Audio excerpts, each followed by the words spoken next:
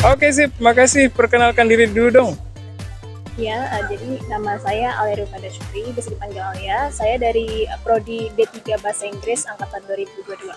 Oke, dipanggilnya Alia ya. Ya, Oke, Alia kali ini saya wawancarai karena waktu itu ikut Biblio Battle ya. ya betul.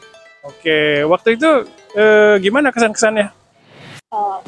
Pesan saya sih, ini acaranya tuh underrated ya. No. Jadi kayak agak sayangnya, ini acara bagus tapi banyak yang nggak tahu gitu deh. Ini bagus, seru. Kalian bisa, ya pertama pasti ketemu teman-teman dari ya, ketemu teman-teman dari jurusan lain.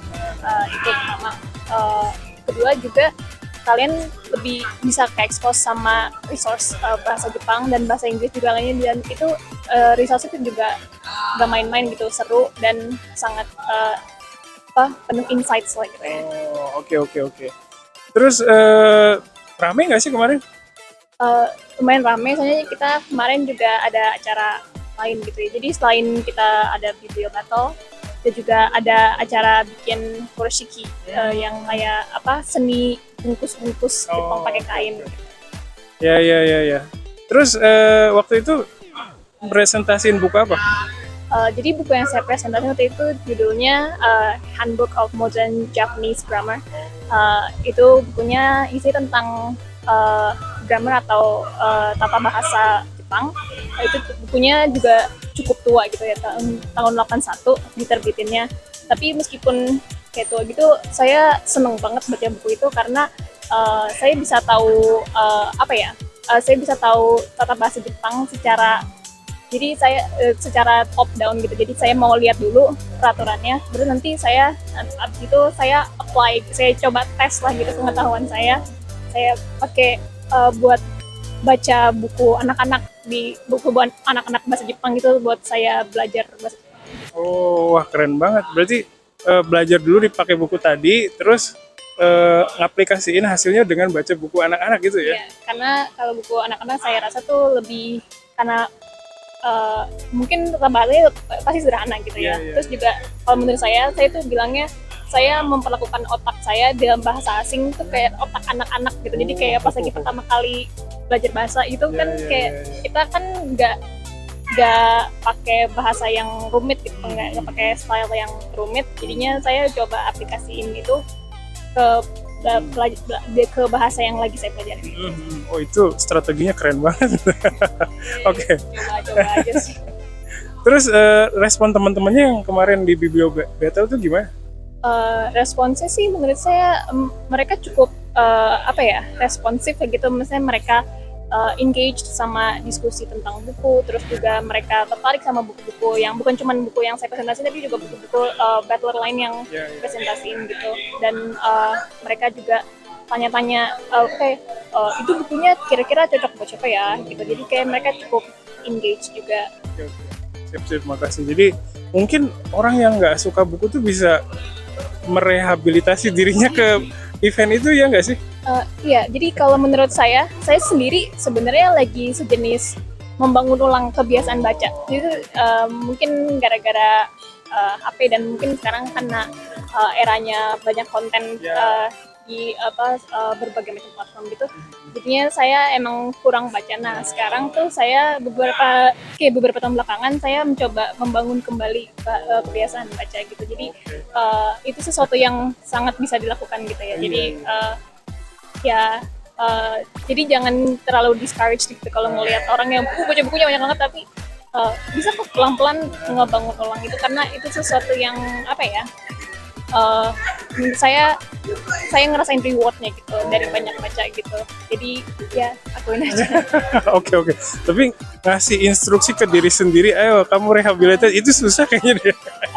Kayaknya emang susah, jadi kayak banyak hal gitu kan, membangun kebiasaan itu kan emang susah ya. Jadi dari hal yang gampang dulu ya. Ya, jadi jangan terlalu don't be too hard on yourself like gitu. Oke, sip. Keren banget. Terus ini kan ruang baca Komaru Bunko itu kan kesannya tuh Jepang banget. Tapi sebenarnya ada buku bahasa Inggris di sana ya? Ya, banyak banget buku bahasa Inggris. Buku yang waktu itu yang saya presentasi di video atau itu juga bukunya dalam bahasa Inggris, dan itu satu dari banyak sebenarnya. Jadi ada yang buku bahasa Inggris itu saya kemarin baru baca tentang kayak cerita pendek gitu.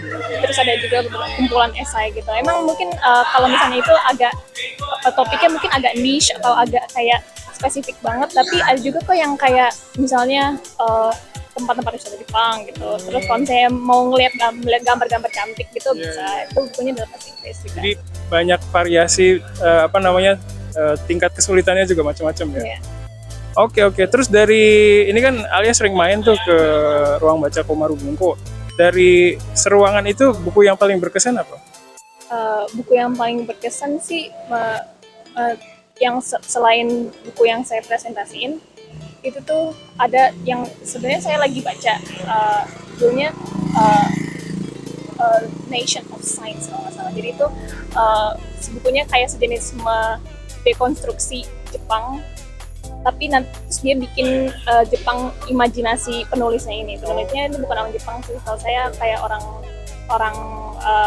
Barat lah ya gitu. Jadi menurut saya itu perspektif yang unik dan menurut saya cukup berkesan. Bahasanya agak berat emang, agak kayak karena kita harus mendekonstruksi sesuatu, dia sendiri abis itu merekonstruksi lagi. Jadinya ya emang mungkin agak terlalu spesifik gitu atau gimana gitu, tapi itu menurut saya berkesan karena saya nggak pernah mikir kayak gitu ya. Jadi saya ngajak saya mikir lah gitu. Dapat sudut pandang baru gitu ya. Oke. Terus ini kan kayaknya saya pribadi ya jarang lihat ada anak dari prodi Inggris yang main ke situ. Mungkin ada kemungkinan nggak tahu juga bahwa di situ ada buku bahasa Inggris ya sebenarnya. Nah, mungkin saya pengen Alia kasih pesan mungkin ya buat teman-temannya di prodi Inggris tentang ruang baca ini gimana tuh? Jadi pesan saya buat anak-anak mahasiswa dari prodi bahasa Inggris sebenarnya, jadi Komaru Bunko itu tuh bukannya cuman isinya itu bukan buku bahasa Jepang doang, dan isinya ada buku bahasa Inggris juga, dan kalian tuh bisa ngelihat perspektif kalau misalnya dengan membaca itu sendiri tuh bisa bener-bener membuka banget wawasan kalian. Jadi kalau misalnya kalian merasa kayak berat banget kayaknya mau baca buku apalagi kayak di perpustakaan kayak semuanya buku gitu, mungkin kalian terintimidasi gitu ya. Tapi jangan takut, soalnya membaca itu sebenarnya sejenis memberdayakan kalian atau empowering gitu. Jadi kalau kalian nggak tahu kenapa kalian harus ke spesialis atau ke orang yang ahli dulu, kenapa mesti nunggu. Jadi mendingan kalian coba aja dulu ngertiin topik yang pengen kalian ngertiin. Tapi walaupun kalian nanti ujung-ujungnya nggak ngerti, tapi yang penting kalian udah nyoba ngerti gitu ya. Jadi meskipun dari luar juga Komaru Bunko itu kelihatannya, atau ruang baca itu kelihatannya kayak ini isinya Jepang semua gitu, main aja gitu. Soalnya kalaupun isinya Jepang semua, kalaupun isinya Jepang semua juga, which is not the case ya, karena banyak buku bahasa Inggris juga, itu bakal ngebuka banget wawasan kita terhadap budaya lain atau terhadap perspektif lain. Oke, jadi mungkin kalau yang nggak suka baca bisa ambil buku yang banyak gambarnya dulu ya, bisa bertahap gitu ya? Iya, bisa bertahap, semau hati kalian aja gitu. Dan jangan terlalu keras sama dirinya sendiri. Ya, jangan terlalu kayak gak bisa, udah deh nggak usah aja gitu. Kayaknya jangan kayak gitu. Santai aja ya? Iya, nyantai aja. Oke, sip. Alia, makasih banyak waktunya hari ini. Ya, makasih banyak juga saya sudah meluangkan waktu buat nanya-nanya saya. Oke.